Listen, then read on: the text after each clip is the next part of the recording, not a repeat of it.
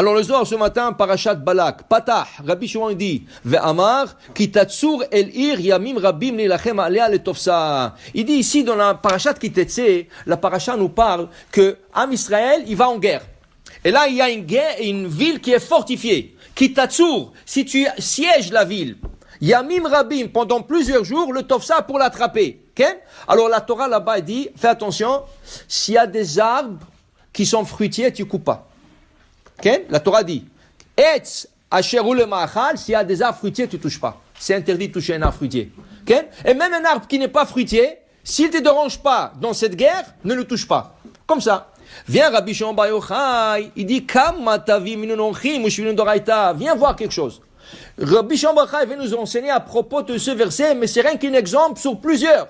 Il dit, Kol mila mila, di'it kama itin, kama tavin ibn nasha, kama margelan de kamnarim chosetar. Chaque mot de la Torah, il y a plein d'enseignements, il y a plein de choses que tu peux apprendre, et en plus de ça, plein de voix, plein de bonté. Ken? Kama margelan de kamnaran chosetar, velet lachmila boraita, delet bat kama butsini minaran. Il n'y a pas un mot de la Torah qui ne jaillit pas de la lumière.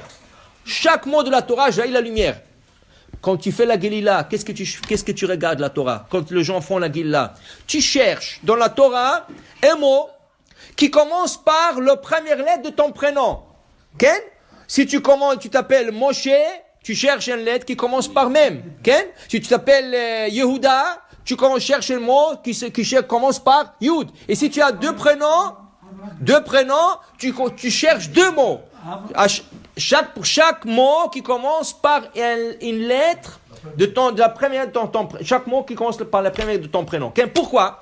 Vient le Harizal, il dit, au moment qu'on fait la Gelila, il y a de la lumière qui jaillit de la Torah. Peut-être tu ne le vois pas, mais il y a une lumière. Et cette lumière, quand tu arrives à capter le mot, tu captes le mot qui commence avec la première lettre de ton prénom, elle jaillit sur ta neshama et ça éclaire la neshama. C'est pour cela que la Gelila, on dit, c'est la mitzvah la plus importante. Plus que Ptichat HaEchal, plus que 7 personnes qui sont montées à la Torah, et plus que celui qui a fait l'Haftara. La Gelila, c'est la plus importante, dit la Gemara. Et celui qui fait la Gelila, il prend le Sahar. Il prend la récompense pour tous ceux qui ont fait tout le mitzvot. Tellement c'est important. C'est pour cela, regardez. Dans la Gelila, il y a deux coutumes. La coutume séfarade, la coutume ashkénaze. Nous, on fait la Gelila tout de suite dès qu'on sort le Sefer Torah. Dès qu'on sort le Sefer, la première chose, on fait Gelila, et là, on commence à lire. Les ashkénazes, non. Les ashkénazes commencent la lecture, et après, ils font la Gelila. Pourquoi ça? En Europe, les grands rabbanim, ils ont vu que pendant qu'on sortait le Sefer Torah, les gens se mettaient à parler. On faisait la Gelila, et les gens étaient en train de parler. Et les gens ont raté cette grande mitzvah de regarder les lettres du Sefer Torah. Qu'est-ce qu'ils ont fait de grands rabbins ashkénazes? Ils ont instauré que la Gelila sera faite à la fin de la lecture. Parce qu'une fois qu'on a commencé à lire, tout le monde sont assis, tout le monde sont en train d'écouter, tout le monde, ils sont là. Quand tu as terminé, là tu fais la Gelila. Ça c'est la coutume ashkénaze. Pour donner l'importance à la Gelila. Okay? Pour te dire que le mot de la Torah jaillit de la lumière, dit Rabbi Shimon Bar Yochai.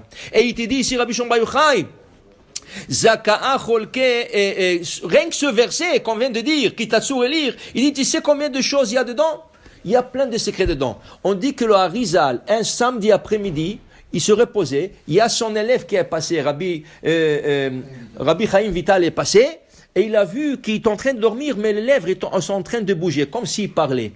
Il attendait là-bas, il n'a pas réveillé, il attendait là-bas. Après, quand il s'est réveillé, il lui a dit, Rabbi, j'ai vu vos lèvres, ils étaient en train de bouger, vous avez dit quelque chose, je ne sais pas, qu'est-ce que vous... Il dit, tu sais mon élève, je viens d'apprendre, dans mon rêve, le samedi après-midi, dans mon rêve, je viens d'apprendre des secrets sur le verset, Vetimna aita pilegesh l'Elifaz. Timna était une fille, une princesse, qui voulait se marier avec Abraham. Et Abraham a refusé de se marier avec elle. Elle dit, est-ce que je peux prendre Yitzhak? Il dit, jamais de la vie. Est-ce que je peux prendre quelqu'un de la famille d'Abraham? Il a dit, jamais de la vie. Il a repoussé. Cette fille-là, cette princesse, elle a dit, jamais. Moi, je vais me marier avec cette famille. Elle est partie, elle n'avait pas où se marier. Elle a trouvé le fils de Esav, qui s'appelait Eliphaz. Elle lui a dit, est-ce que tu es prêt à te marier avec moi? Elle dit, non, mais je te prendrai comme une concubine. Alors, Vetimna Et Timna aïta pilegesh, était la concubine de Eliphaz, fils de Esav.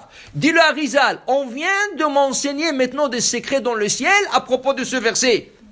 Alors le Rabbi Haïm t'a dit, enseignez-moi. Il lui dit, ça va te prendre 80 ans que je t'explique tout ce que je viens d'apprendre. Ça, c'est le Harizal avec ça. Il était quelque chose d'extra. 80 ans. Et tout le monde se pose la question. Le Chachamim se pose, pourquoi la Torah a besoin de me dire qu'elle était la concubine d'Eliphaz? Qu'est-ce que ça me change dans la Torah? Est-ce que c'est important? Tu me parles d'Abraham, tu me parles d'Yitzhak, tu me parles d'Yaakov. Mais qu'est-ce que tu me parles d'une fille, une princesse qui voulait se marier avec Abraham et à la fin se marier avec le petit-fils de Esav? Qu'est-ce que ça nous regarde? C'est pas ça. C'est le secret qu'il y a dedans. Et regarde, il te dit 80 ans sur terre ne suffiront pas d'étudier tout ça. Alors dis le Zohar, c'est le Zohar de ce matin. Mandi shtadal, tout celui qui apprend et approfondit de la Torah, kim betorah tadnai chefzo, et vraiment il veut apprendre la Torah, Hachem lui dévoile tout le secret. Vaya ke'etz. David Amelech, il dit dans le premier psaume de Tehillim, il sera comme un arbre planté sur un ruisseau d'eau. Pourquoi il dit comme un arbre planté sur un ruisseau d'eau? Parce que tu as des arbres qui sont secs et il y a des arbres qui sont fertiles. Ils sont bien, qui donnent des fruits. Ils donnent des fruits. Il dit comme ça, quand tu vas apprendre la Torah, Hachem t'apprend aussi les secrets qui sont inclus dans cette Torah. Baruch Adonai le'olam. Amen ve amen.